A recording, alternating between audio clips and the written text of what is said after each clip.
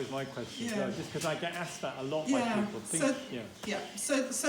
So I'm glad you've asked that question, because that's always, when I'm talking to anybody, especially farmers, they will always, I'm not saying you're patronising at all, but being a woman farmer, these guys, obviously, they're huge farms, usually say, well, there, dear, it's all very nice, you doing all that stuff, but it won't feed the world, will it? So, full stop. And it shuts the whole conversation down. So I have actually tried to unpick that a little bit in my book. And so there are plenty of studies out there that show that we can completely feed everybody from these systems. As Derek said again, 30% of food worldwide is wasted. So by shortening the supply chain, which is what we're doing, you have less waste.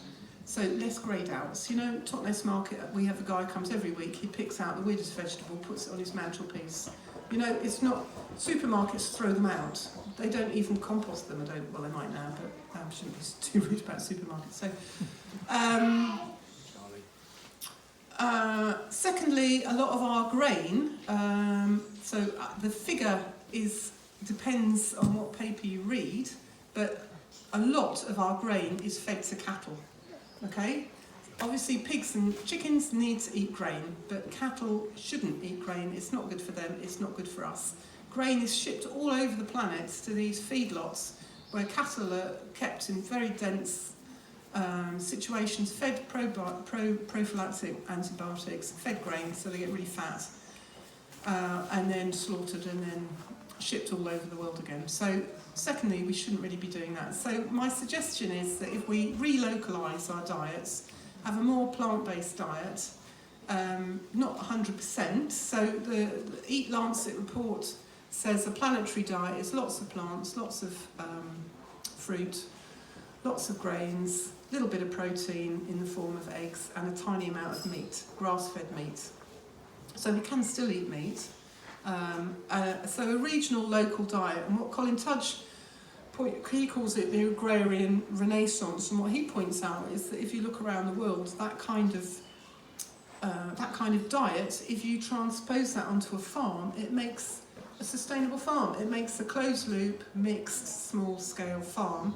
And then he also points out that that's our kind of gourmet cuisine as well. If it's in China, it might be pork or duck, plum sauce, rice, and some greens. If it's in the UK, it might be bread and cheese and cider and some salad or ferments.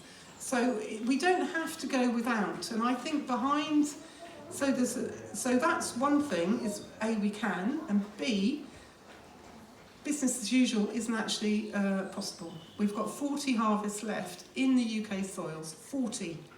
Okay, so we can't carry on. So that's what I just don't understand why people blank that out. It's a horrible, horrible, shocking figure. We've only got 40 harvests left. We can't feed everybody anyway. So at some point, those soils have got to be regenerated and restored. So we might as well start now before they've blown away completely.